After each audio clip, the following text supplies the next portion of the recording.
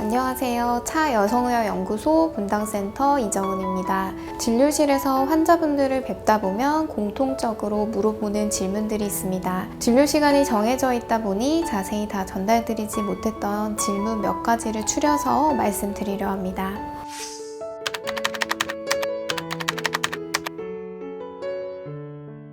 시험관 시술 중 운동을 해도 되냐는 질문을 많이 받는데요. 운동이 시험관 시술 결과에 영향을 미치는지 여러 연구가 있습니다. 2018년 발표된 3,683명을 대상으로 한 8개 연구 분석 논문에서는 신체적으로 활동적인 환자에서 착상률이 통계적으로 유의하진 않지만 증가하였고 유산율에는 차이가 없었습니다. 또한 아기집까지 초음파로 확인하는 임상적 임신 성공률과 정상화 출산율이 약 1.9배 유의하게 신체 활동이 많은 여성에서 높은 것으로 분석되었습니다. 규칙적이고 적당한 운동이 우리에게 주는 긍정적인 효과는 포도당 향상성을 유지하고 인슐린 감수성을 향상시킬 수 있고 적당한 체중을 유지할 수 있습니다. 또한 규칙적인 신체 활동은 시험관 결과에 영향을 미치는 중요한 위험 요소인 스트레스와 불안을 완화하는 데 도움이 될 수 있습니다. 여기서 중요한 점은 규칙적이고 적당한 운동입니다. 어느 날 하루 무리하게 고강도 신체 활동을 해서 부상을 입거나 신체에 무리가 가서는 안 됩니다. 또한 난자채취 수술을 한 당일 혹은 그 회복기인 일주일 정도는 무리한 운동을 삼가야 합니다. 과배란을 통해 난소의 크기가 커져 있는 상태에서는 자칫 잘못하면 드물지만 난소 꼬임이 발생할 수 있고 이럴 경우 극심한 통증 및 수술적 치료가 필요한 상황이 되니 조심하시는 게 좋겠습니다.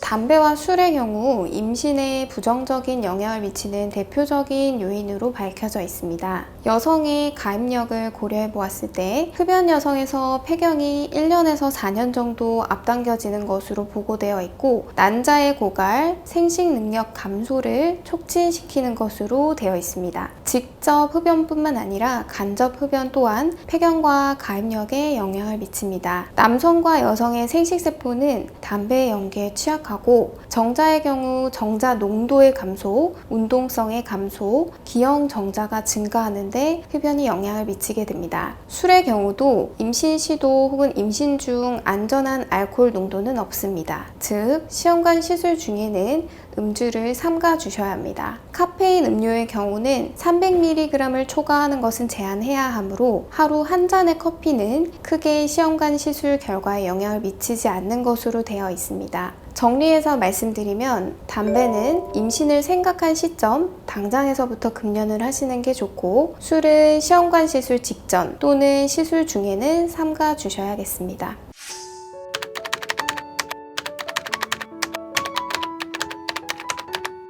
과배란 주사는 난자를 일정한 크기로 키우고 성숙시키기 위해 난포자극 호르몬과 황체 형성 호르몬으로 이루어집니다. 혈중 내에 호르몬이 일정하게 유지될 수 있도록 하루 한 번 정해진 시간대에 자가주사를 투여하도록 권고드립니다. 현재까지 오전, 오후 투여 시간에 따라 시험관 시술 결과가 달라지지는 않는다고 되어 있습니다. 따라서 환자 본인의 스케줄에 맞춰서 일정한 시간대에 투여하시면 되겠습니다.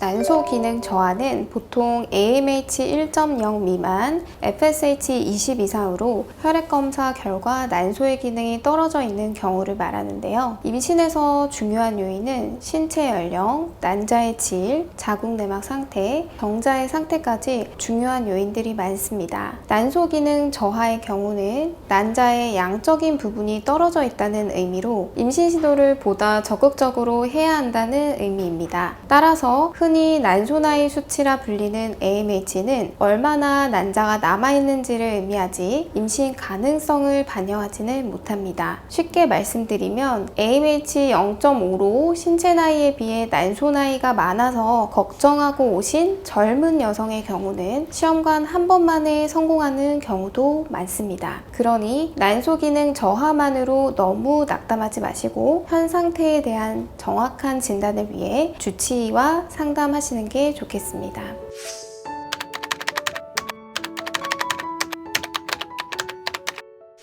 그렇지 않습니다. 환자분들이 종종 과배란을 통해 난자가 많이 채취되면 폐경이 빨리 오는 거 아닌지 걱정하시는데요. 우리가 자연배란 생리주기 한 달 동안 자연스럽게 소멸되는 난자가 약 1000개 정도 된다고 알려져 있습니다. 따라서 과배란의 과정은 소멸될 난자를 키우는 것이지 다음 달 난자를 미리 사용하는 개념이 아닙니다. 시험관 시술은 폐경이 되는 시기에 직접적인 영향을 미치지 않습니다.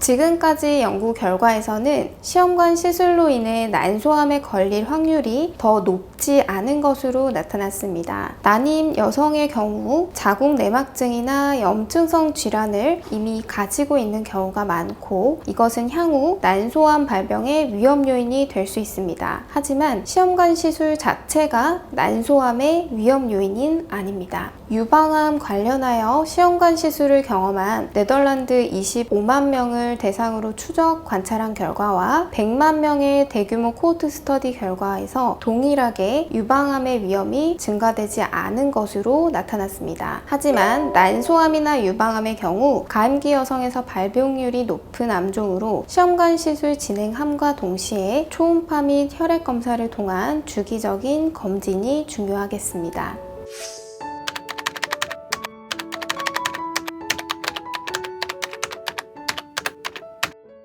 외래에서 시험관 시술을 시작할 때 환자분들이 제일 궁금한 점이 아닐까 싶습니다. 과연 몇 번 만에 성공할 수 있을지 걱정스러우실 텐데 지금까지의 연구 결과를 토대로 누적 임신율이라는 개념을 말씀드리려 합니다. 시험관 시술 회차에 따른 임신 성공률로 시험관 시술 1차, 2차, 3차 진행에 따른 임신율을 연구한 여러 선행 연구가 있고 그 결과는 시험관 시술의 방법이나 연구 대상자의 인종, 특성에 따라 조금 차이는 있을 수 있지만 2012년 NEJM 저널에 발표된 바를 참고하면 30에서 31세의 젊은 여성에서는 한 번에 임신할 확률이 48%, 두 번째 시험관에서 성공할 확률은 61%, 세 번째는 67%로 높아지고 34에서 35세 여성의 경우 첫 번째에 성공할 확률은 40%, 두 번째는 54%, 세 번째는 61%로 나타났습니다. 40에서 41세에서는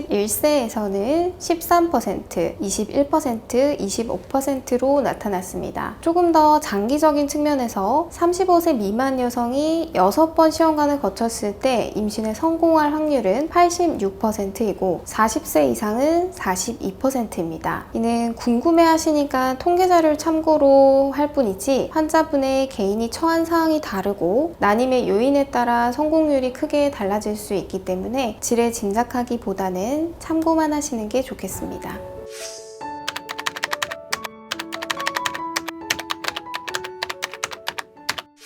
PGT 착상 전 유전 진단 검사는 요즘 많이 알려져 있고 자주 시행되고 있는 검사입니다. 배아에는 태반이 되는 부분과 태아가 되는 부분이 구분되는데 PGT 검사는 그중 태반으로 발달하는 영양 외배엽 세포 일부를 떼어내서 DNA 증폭시켜 검사하기 때문에 배아의 발달에 영향을 미치지 않는 것으로 되어 있습니다. 38세 이상의 고령, 반복 착상 실패나 반복된 유산을 겪은 경우 또는 부부 중 유전질환이 있거나 유전질환 보인자인 경우, 희소정자증인 경우 등 다양한 경우에서 적절히 검사를 이용해서 유산을 방지하는 데 도움이 될 수 있습니다. 지금까지 외래진료에서 환자분들이 자주 궁금해하는 부분을 말씀드렸는데 궁금증 해소에 조금이나마 도움이 되었는지 모르겠습니다. 더 궁금한 점은 홈페이지 1:1 전문의 상담 게시판에 질문을 남겨주시면 답변 드리겠습니다. 감사합니다.